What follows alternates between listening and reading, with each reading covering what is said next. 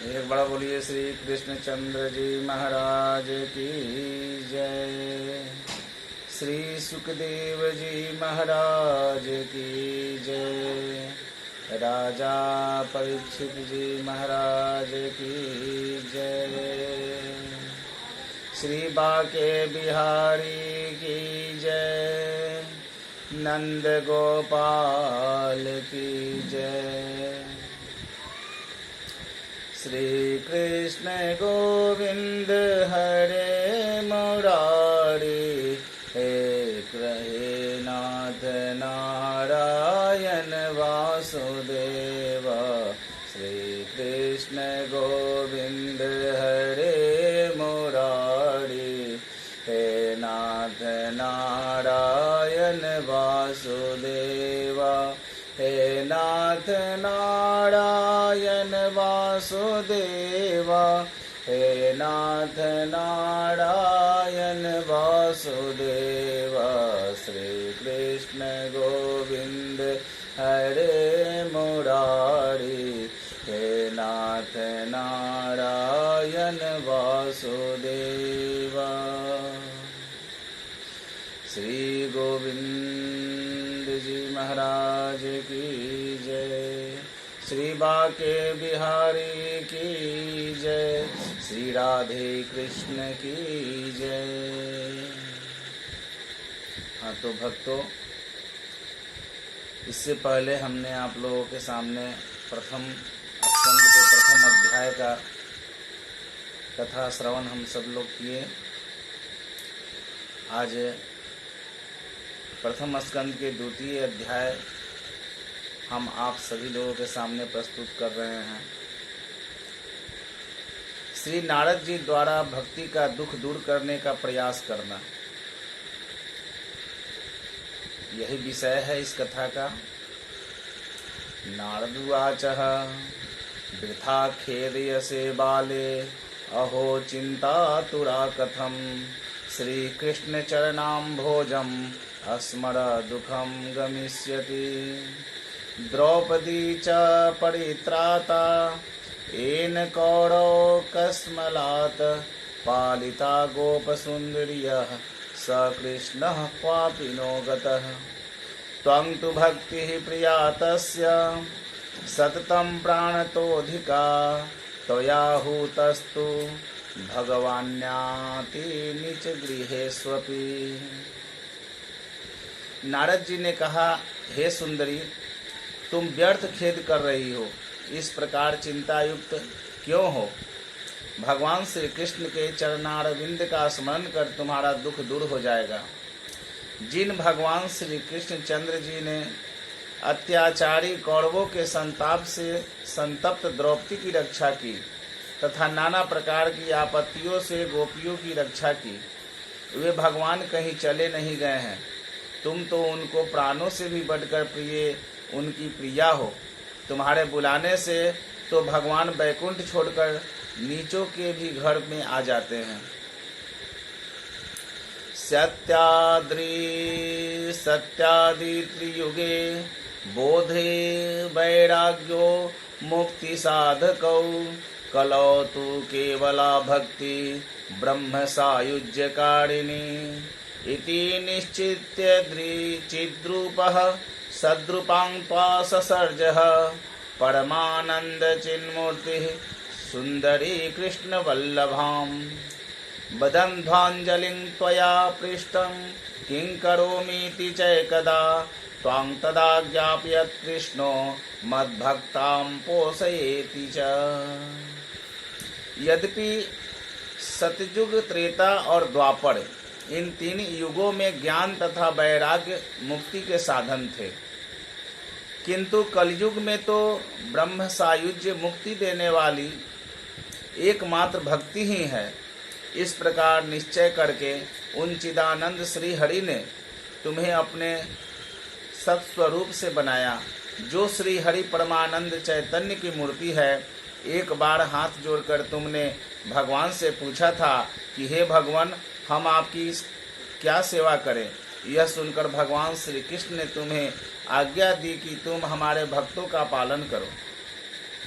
अंगीकृतं त्वया तद्दि प्रसन्नो भुद्धरिस्तदा मुक्तिदासी ददौ तुभ्यं ज्ञान वैराग्य काविमौ पोषणं स्वेन रूपेण वैकुंठे त्वं करोसि च भूमो भक्त विपोषाय छायारूपं त्वया कृतं मुक्तिज्ञानं विरक्तिं च सह कृत्वा गता भुवि कृतादि द्वापरस्यान्तं महानंदेन संस्थिता। तुमने श्री भगवान की आज्ञा स्वीकार की, तब भगवान तुम्हारे ऊपर बड़े प्रसन्न हुए। तब से श्री हरि ने तुम्हें मुक्ति रूपी दासी तथा ज्ञान और वैराग्य नामक 2 पुत्र दिए। तब से तुम वैकुंठ में अपने स्वरूप से भक्तों का पोषण करती हो तथा पृथ्वी में भक्ति की पुष्टि के लिए तुमने अपना छाया रूप धारण किया है। अनंतर तुम मुक्ति ज्ञान और वैराग्य को लेकर मर्त्यलोक में आई और सतयुग से लेकर द्वापर पर्यंत बड़े आनंद से रही। कलो मुक्ति क्षयं प्राप्ता पाखंडामय पीड़िता त्वादाज्ञया गता शीघ्रं वैकुंठं पुनरेव सा स्मृता त्वयापि चात्रेव मुक्तिरायाति याति च पुत्रीकृत्या त्वयेमो च पार्श्वे स्वयेष्वैव रक्षितौ उपेक्षातः कलौ मंदो वृद्धो जातो सुतो तव तथापि चिंतां मुञ्च त्वमुपायं चिंतामयाम्यहम्। कलयुग के आने से पाखंड रूपी रोग से पीड़ित होकर मुक्ति क्षय को प्राप्त हो गई। तब तुम्हारी आज्ञा पाकर वह बैकुंठ को चली गई। अवसर आने पर जब तुम बुलाती हो तब आ जाती है। ज्ञान और वैराग्य को जो तुमने अपना पुत्र बनाकर यहाँ पर अपने पास में ही रखा है। कलयुग में उपेक्षा के कारण तुम्हारे पुत्र दुर्बल तथा वृद्ध हो गए हैं, तथापि तुम इसकी कोई चिंता न करो। इसके विषय में हम उपाय सोच रहे हैं। कलिनं सदृशः कोऽपि युगो नास्ति वरानने तस्मिस्त्वं स्थापयिष्यामि गेहे गेहे जने जने अन्यधमास्तिरस्कृत्य पुरस्कृत्य महोत्सवान् तदा नाहं हरे दासो लोके त्वं न प्रवर्तये त्वदन्विताश्च ये जीवा भविष्यन्ति कलाविह पापिनोऽपि गमिष्यन्ति निर्भयं कृष्ण मंदिरम। हे बड़ान्य, कलयुग के सदृश कोई युग नहीं है, इसलिए इस युग में तुम्हारी स्थापना मैं घर घर में तथा प्रत्येक मनुष्य में करूँगा। अन्य धर्मों का तिरस्कार करके तथा भगवत संबंधी उत्सवों का प्रसार करके तुम्हारा प्रचार करूँगा। इस प्रकार तुम्हारा यदि प्रचार न करूँ तो मैं श्री हरिदास न कहाऊँ। यह मैं शपथ पूर्वक कहता हूँ। तुमसे युक्त पापात्मा जीव भी इस कलयुग में निर्भय होकर श्री हरि के मंदिर में जा सकेंगे। ईशां चिते वसेत् भक्ति सर्वदा प्रेम रूपिणी न ते पश्यन्ति कीनाशं स्वप्नेऽप्यमलमूर्तयः न प्रेतो न पिशाचो वा राक्षसो वासुरोऽपि वा भक्तियुक्त मनस्कानां स्पर्शेन प्रभुर्भवेत् न तपोभिर्न वैदेश्च न ज्ञानेनापि कर्मणा हरिर्हि साध्यते भक्त्या प्रमाणं तत्र गोपिका। जिन भक्त के हृदय में प्रेम रूपी भक्ति का निवास होगा वे स्वप्न में भी यमराज के दर्शन न कर सकेंगे। प्रेत पिशाच असुर आदि कोई भी भक्तों को स्पर्श करने में समर्थ नहीं है। श्री हरि तपस्या वेद पाठ तथा ज्ञान आदि साधन के द्वारा उतने शीघ्र नहीं प्राप्त होते हैं जितने शीघ्र भक्ति के द्वारा प्राप्त होते हैं। इस विषय में गोपिया प्रमाण है। निर्णां जन्म सहस्रेण भक्तो प्रीति जायते कलौ भक्ति कलौ भक्त्या भक्तिर्भक्त्या कृष्ण पुरस्थितः भक्ति द्रोह कराये च ते सीदन्ति जगत्त्रये दुर्वसां दुःखमापन्नः पूरा भक्ति विनिन्दकः अलं व्रतेरलं तीर्थेरलं योगरलं मखैः अलं ज्ञान कथालापे भक्तिरेकैव मुक्तिदाः। मनुष्य को करोड़ों जन्मों के बाद भक्ति में प्रेम उत्पन्न होता है, इसलिए कलयुग में भक्ति ही एकमात्र साधन है। भक्ति के द्वारा ही भगवत साक्षात्कार तक हो जाता है। जो लोग भक्ति से द्रोह करते हैं उनका ठिकाना तीनों लोक में कहीं नहीं लगता। प्राचीन काल में महर्षि दुर्वासा जी ने भक्ति से द्रोह किया था, इसलिए वह बड़े भारी कष्ट को प्राप्त हुए थे। इसलिए व्रत, तीर्थ, सेवन, योग, यज्ञ आदि में परिश्रम करने का कोई आवश्यकता नहीं है। मुक्ति देने के लिए एकमात्र भक्ति ही सामर्थ्य है। सूत उवाचः यदि नारद निर्णीतं स्वामाहात्म्यं निशम्य सा सर्वांग पुष्टि संयुक्ता नारदं वाक्यं ब्रवीतः। श्री सूत जी ने कहा, हे सौनक जी, इस प्रकार श्री नारद जी के द्वारा वर्णित अपने महात्म्य को सुनकर भक्ति को बड़ा आनंद हुआ और वह पूर्ववक्त शरीर से पुष्ट होकर श्री नारद जी से बोली। श्री भक्तिरुवाचः अहो नारद धन्योऽसि प्रीतिस्ते मयि निश्चला न कदाचित् मुच्चामि चिते स्थास्यामि सर्वदा कृपालूनां त्वया साधो मदबाधा ध्वंसिता क्षणात् पुत्रयोश्चेतना नास्ति तत्तो बोधय बोधय। भक्ति ने कहा, हे नारद जी, आपको धन्यवाद है। मुझे मालूम हो गया कि मेरे ऊपर आपका अचल प्रेम है। आज से मैं आपको कभी न छोड़ूंगी, बल्कि आपके हृदय में सर्वदा निवास करूंगा। हे महात्मन, आप बड़े दयालु हैं। आपने क्षण भर में मेरी संपूर्ण बाधा दूर कर दी है, किंतु भगवान हमारे इन दोनों पुत्रों में चेतना नहीं है, इसलिए कृपा कर इन दोनों को जगा दीजिए। सुत वाचः तस्यां वचः समाकर्ण्य कारुण्यं नारदो गतः तयोर्बोधन मारेभे कराग्रेण विमर्दयन् मुखं संयोज्य कर्णान्ते शब्दमुच्चे समुच्चरन् ज्ञान प्रबुध्यतां शीघ्रं रे वैराग्य प्रबुध्यताम् वेद वेदांत घोषैश्च गीता पाठे मुहुर्मुहुः बोध्यमानं तदा तेन कथयश्चिन्तो स्थितो बलात्। श्री सूत जी ने कहा, हे सौनक जी, इस प्रकार दीनता युक्त भक्ति के वचनों को सुनकर श्री नारद जी को बड़ी दया आ गई। उन्होंने अपने हाथों से उन दोनों का स्पर्श करते हुए उन्हें जगाना प्रारंभ किया। उन्होंने उनके कान के समीप मुख करके उच्च स्वर से कहा, हे ज्ञान, हे वैराग, शीघ्र जागो। जब नारद जी ने वेद वेदांत तथा गीता पाठ किया, तब किसी प्रकार बड़े कष्ट से वे दोनों उठे। नेत्रेरनवलोकन्तो जिम्भन्तो सालसाबुभौ भगवत्पतितो प्राय शुष्क काष्ठा समांगकौ क्षुत्क्षामोतो निरीक्षेव पुनः स्वाप परायणो ऋषि चिंता परो जाता किं विधेयं मयेति च अहो निद्रां कथं याति वृद्धत्वं च महतरं चिंतयानीति गोविंदम अस्मारयामास भार्गवः। उनको नेत्रों से देखता नहीं था तथा आलस्य धिक्य से वे बार बार जम्हाई ले रहे थे। बक पक्षी की तरह उनके बाल सफेद हो गए थे तथा सूखे काठ की तरह उनके हाथ पैर अकड़ गए थे। भूख से व्याकुल तथा दुर्बल वे दोनों चारों ओर देखकर पुनः शयन करने लगे। यह देखकर ऋषि को बड़ी चिंता हुई कि अब मुझे क्या करना चाहिए।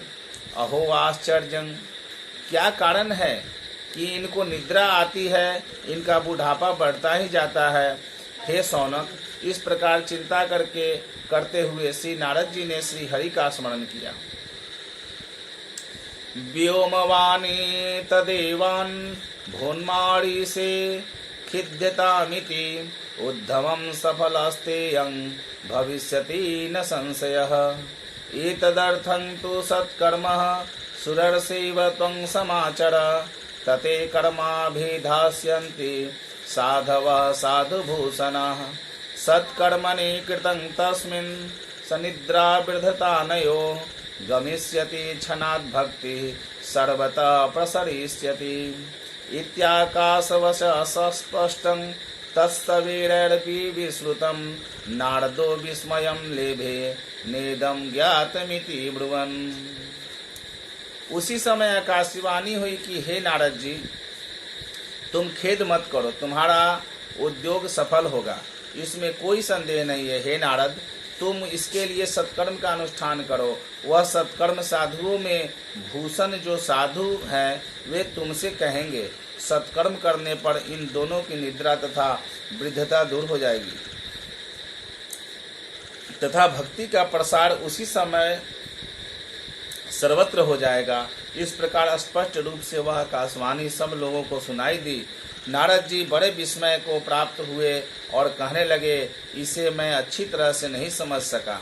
नारद उवाचः अनया आकाशवाण्यापि गोप्यत्वेन निरूपितं किं वा तत्साध्यं कार्यं येन कार्य भवेतयो क्वं भविष्यन्ति सन्तस्ते कथं दास्यन्ति साधनं मयात्रं किं प्रकर्तव्यं यदुक्तं व्योम भाषया। श्री नारद जी ने कहा, आकाशवाणी ने भी इसे गुप्त रूप से बतलाया है।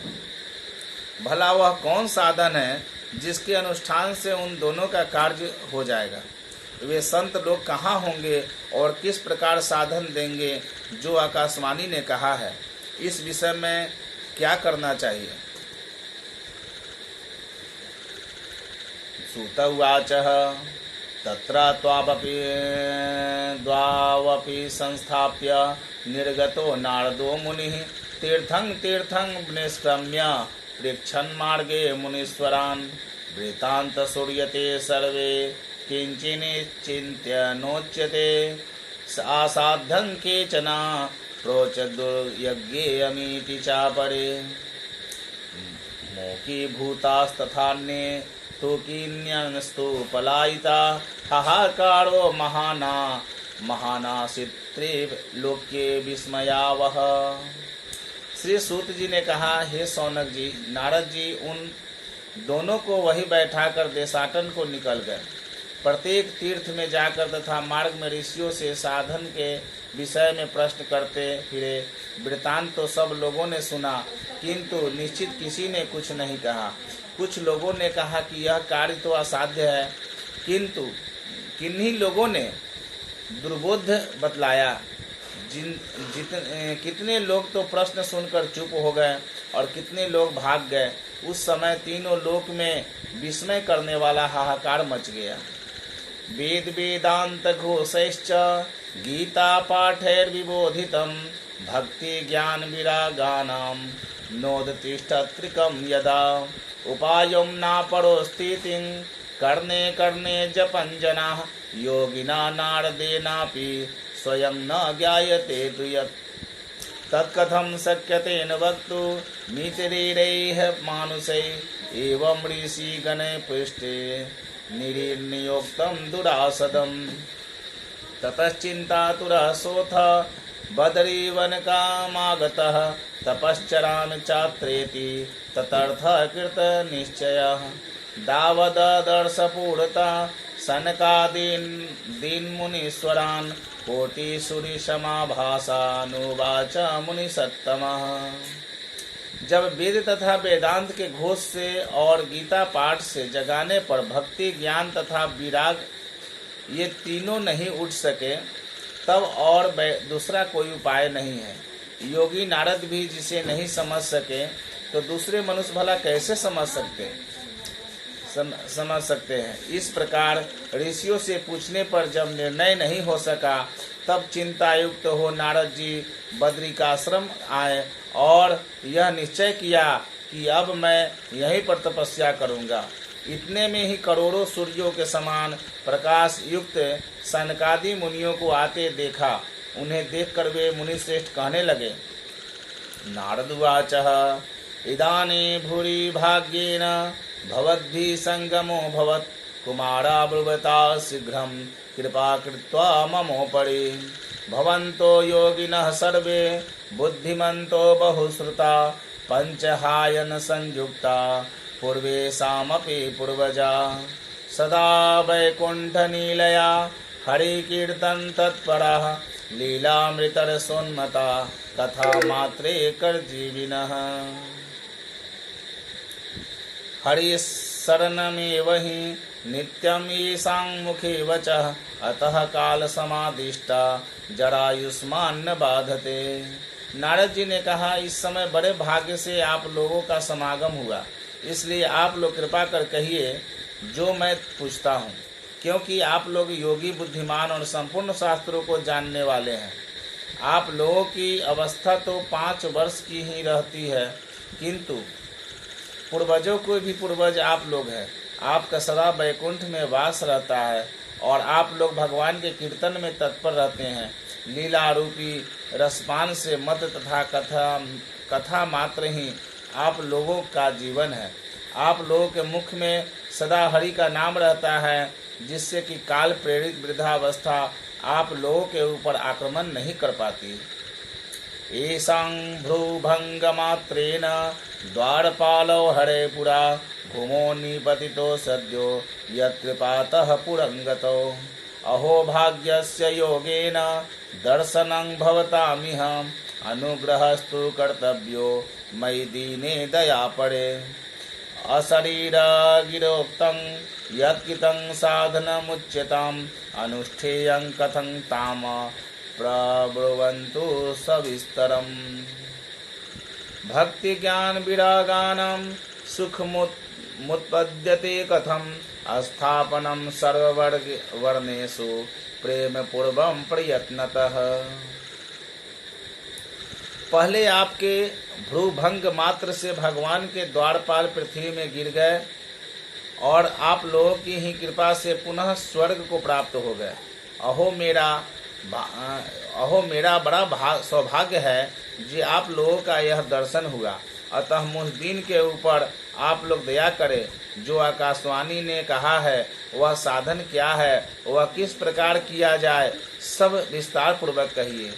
भक्ति ज्ञान तथा विराग, इन तीनों को सुख कैसे मिलेगा और संपूर्ण वर्णों में इनकी स्थापना कैसे होगी, ये सब बातें प्रयत्न पूर्वक कहिए। कुमारः उवाच ऊचुः मा चिंतां कुरु देवर्षे